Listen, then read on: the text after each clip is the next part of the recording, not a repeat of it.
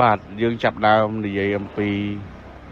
conscious mind និង unconscious mind ឬក៏ conscious mind និង subconscious mind បាទអញ្ចឹងបងប្អូនដឹងហើយអ្នកវិទ្យាសាស្ត្រសម័យថ្មីគេបានបែងចែកខួរក្បាលមនុស្សយើងជាពីរផ្នែកបាទផ្នែក conscious mind និង unconscious mind ក៏ពិត unconscious mind នេះគឺអ្នកប្រាជ្ញសម័យថ្មីជាពិសេសអ្នកដែលសិក្សាអំពីចិត្តសាស្ត្រហ្នឹងក៏ទុំបានរកឃើញក្រោយទេថាក្នុងខួរក្បាលយើងមាន unconscious mind បាទជាកន្លែងមួយដែលយើងអត់ដឹងណាបាទជាកន្លែងមួយដែលយើងអត់ដឹងហើយទុំបានរកឃើញក្រោយទេបាទអញ្ចឹងមានរឿងអក្ខិបាំងជាច្រើននៅក្នុង unconscious mind ហ្នឹងបាទគឺមុនអ្នកវិទ្យាសាស្ត្រគេរកឃើញថាមានតែ conscious mind មួយទេបាទតែឥឡូវយើងអាចរកឃើញពីរបាទបងប្អូនទៅ search អ៊ីនធឺណិតទៅមានហើយបាទ conscious mind និង unconscious mind បាទអញ្ចឹងតែ conscious mind និង unconscious mind ហ្នឹងខុសគ្នាដូចម្ដេចបាទ unconscious mind និង conscious mind មានន័យថា conscious mind គឺជា mind ដែលធ្វើឲ្យយើងដឹងនៅពិសោធន៍ទាំងឡាយបាទ unconscious mind មានន័យថាជា mind ដែរវាដំណើរការប៉ុន្តែយើងអត់ដឹងទេវាដំណើរការដោយអូតូម៉ាទិកវាដំណើរការដោយប្រព័ន្ធបាទប្រព័ន្ធ habit ប្រព័ន្ធទម្លាប់ដែលយើងអត់ដឹងទេបាទយើងធ្វើដោយអូតូម៉ាទិកនៅក្នុងខ្លួនយើងហ្នឹងបាទពេលខ្លះគេហៅវាថាជា subconscious mind ជាអនុចិត្តយើងណាបាទ conscious mind ជាតបជួរមុខបាទវា foreground subconscious mind វាដើរដោយអូតូម៉ាទិកជា background បាទដោយបងប្អូនអ្នកវិទ្យាសាស្ត្រពេលខ្លះគេហៅ subconscious mind ហ្នឹងគឺជា background បាទ background consciousness បាទវាជាចិត្តមួយដែលរ៉ាន់ដោយអូតូម៉ាទិកនៅខាងក្រោយដែលយើងមិនដែលចាប់អារម្មណ៍ដូចជាជីវិតយើងរស់នៅហ្នឹងបាទឃើញទេជីវិតយើងរស់នៅហ្នឹងមានប្រព័ន្ធដង្ហើមប្រព័ន្ធឈាមប្រព័ន្ធអីទាំងអស់គឺដើរអូតូម៉ាទិកទាំងអស់ហើយយើងអត់ដឹងដំណើរការហ្នឹងទេបាទលុះត្រាតែ conscious mind យើងយកមកបដោតទៅមើលអញ្ចឹងណាយើងអត់ដឹងទេបាទវាដើរដោយអូតូម៉ាទិកហើយ conscious mind យើងទៅគិតអីផ្សេងបាទសូម្បីតែដង្ហើមយើងអាចដកដង្ហើមដូចគ្នាបាទដកដង្ហើមយើងដកដង្ហើមតាម conscious mind និង unconscious mind នៅពេលដែលយើងគិតអីផ្សេងភ្លេចរឿងដង្ហើមវាដកដោយអូតូម៉ាទិកអាហ្នឹងអនុចិត្តយើងហ្នឹងមកធ្វើការជំនួសចិត្តដែលជាប្រធានហ្នឹងបាទអញ្ចឹងអា conscious mind ហ្នឹងជាអីអា unconscious mind ហ្នឹងជាអីបាទអញ្ចឹងបងប្អូនមើលតាមគំនូសតាងនៅខាងលើបាទគំនូសតាងរូបភាពនៅខាងលើ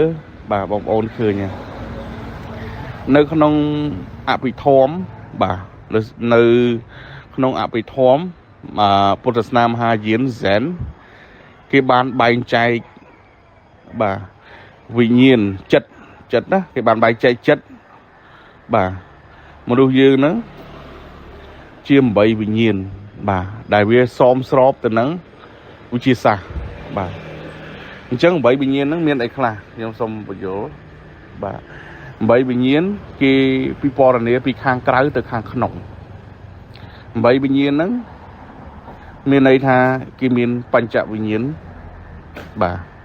5យើងដឹងហើយបញ្ចវិញ្ញាណ5បាទមានគេហៅថា sense consciousness មាន5បន្តមកចូលមកក្នុងមួយស្រទាប់ទៀតយើងមានមโนវិញ្ញាណបាទមโนវិញ្ញាណគឺជាវិញ្ញាណទី6យើងដឹងហើយបាទឯវិញ្ញាណទី7បាទភាសាគេហៅថាមាណាសហ្នឹងមានន័យថាចិត្តមានះឬក៏ ego ឬក៏អវិជ្ជាហ្នឹងហើយបាទអវិជ្ជាហ្នឹងហើយអវិជ្ជាឬការប្រកាន់បុគ្គលកណ្ណតានេះបាទនៅក្នុងពុទ្ធសាសនាថេរវាទអត់បាននិយាយពីអាហ្នឹងទេបាទគេពិតអាហ្នឹងវាមាននៅក្នុងពិសោធន៍របស់មនុស្សយើងណាបាទវាមានហើយវិញ្ញាណទី8គេហៅថាអាល័យវិញ្ញាណឬក៏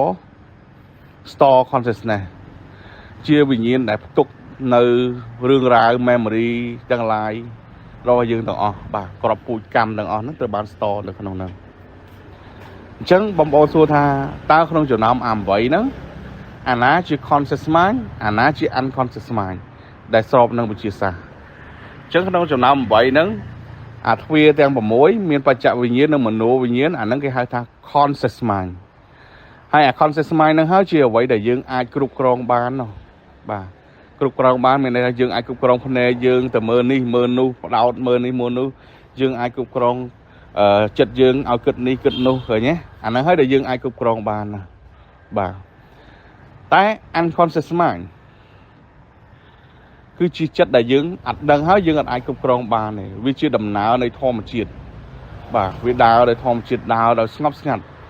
ហើយយើងអត់អាចផ្លាស់ប្ដូរវាបានទេព្រោះវាហ្នឹងវាជាដំណើរនៃកម្មផលរបស់ធម្មជាតិនៅក្នុងខ្លួនយើងហ្នឹងបាទហើយ unconscious mind ហ្នឹងជាអីនេះជាញាណទី7និងញាណទី8នេះជា store consciousness បូកជាមួយនឹងក្របពូជអវិជ្ជាមានសនេះបាទអាហ្នឹងវាដើរនៅក្នុងប្រព័ន្ធចងចាំរបស់យើងហ្មងបាទប្រព័ន្ធ memory របស់យើងហ្មងបាទវានៅក្នុងហ្នឹងបាទអញ្ចឹងបើយើងប្រៀបធៀបតាម Zen philosophy បាទពុទ្ធសាសនាតាមទស្សនៈរបស់ពុទ្ធសាសនាអា conscious mind ហ្នឹងប្រៀបដូចបាទអ្វីដែលកើតនៅលើដីអញ្ចឹងបាទដែលអ្នកសួនច្បារអ្នកថែសួនហ្នឹងគាត់អាចគ្រប់គ្រងបានបាទបើដុសស្មៅគាត់កាត់ស្មៅដុសផ្កាគាត់ថែផ្កាស្រួយផ្កាឲ្យស្អាតបាទ conscious mind ហ្នឹងដូចយើងអញ្ចឹងយើងដូចជាអ្នកថែសួនអញ្ចឹងថែសួនច្បារក្នុងចិត្តយើងណាយើងអាចគ្រប់គ្រងបានតែ conscious mind ហ្នឹងទេតាមទ្វារទាំង6ហួសទ្វារទាំង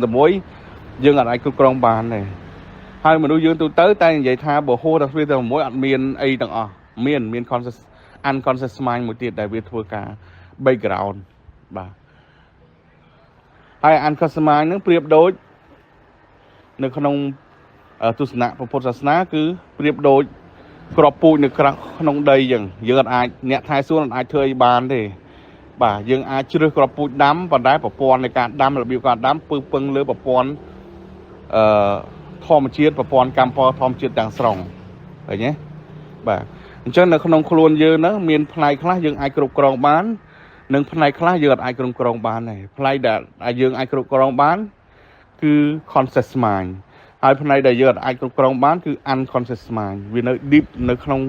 ជ្រៅនៅក្នុងជម្រៅចិត្តយើងបាទនៅក្រោមដីបាទយើងអាចគ្រប់គ្រងដំណើរការវាបានទេបាទអញ្ចឹងកន្លែងហ្នឹងហើយបានជានៅក្នុងជីវិតមនុស្សយើងមានកន្លែងដែលយើងអាចគ្រប់គ្រងបាននិងមានកន្លែងដែលយើងមិនអាចគ្រប់គ្រងបានបាទអញ្ចឹងអវិជ្ជារបស់មនុស្សយើងសេចក្តីទុក្ខរបស់មនុស្សយើងកើតឡើងដោយរឿងពីរបាទខ្ញុំតែងតែចែកម្លែកមួយបងប្អូនហើយឃ្លាហ្នឹងសំខាន់ណាស់អវិជ្ជាសេចក្តីទុក្ខរបស់មនុស្សយើងកើតឡើងដោយរឿងពីររឿងមួយគឺយើងព្យាយាមគ្រប់គ្រងអ្វីដែលយើងមិនអាចគ្រប់គ្រងបានបាទដោយរឿងកម្មផលអញ្ចឹងបាទយើងចង់ឲ្យអ្វីមួយកើតឡើងរឿងល្អជាមួយយើងអាហ្នឹងវាអត់ទៀងទាត់ទេយើងអត់អាចគ្រប់គ្រងបានទេបាទតែអវិជ្ជារបស់មនុស្សយើងមួយទៀតគឺយើងអត់គ្រប់គ្រងអ្វីដែលយើងអាចគ្រប់គ្រងបានឃើញទេបាទដោយការយើងជ្រើសធ្វើរឿងល្អឃើញទេយើងអាចជ្រើសរើសគ្រាប់ពូជដាំបានបាទដាំគ្រាប់ពូជល្អនឹងធ្វើបានអាហ្នឹងហើយដែលប្រពន្ធឲ្យយើងខ្លួនទីពឹងខ្លួនហ្នឹងគឺមានន័យថាអា conscious mind ហ្នឹងគឺជាឧបករណ៍ដែលយើងអាចប្រើសម្រាប់ផ្លាស់ប្ដូរខ្លួនឯងបានបាទយើងអាចជ្រើសធ្វើល្អធ្វើអាក្រក់បាទឃើញទេ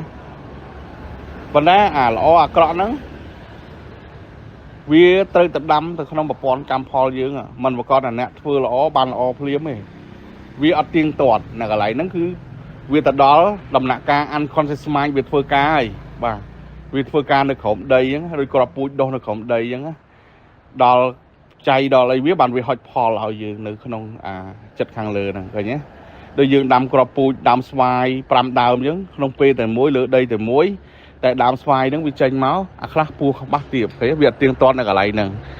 còn đây ở vậy để dương tiêu tốt là dương đam đào xoáy bên trên đào xoáy vậy bà chứ mình còn lại để dương ai cục còng bán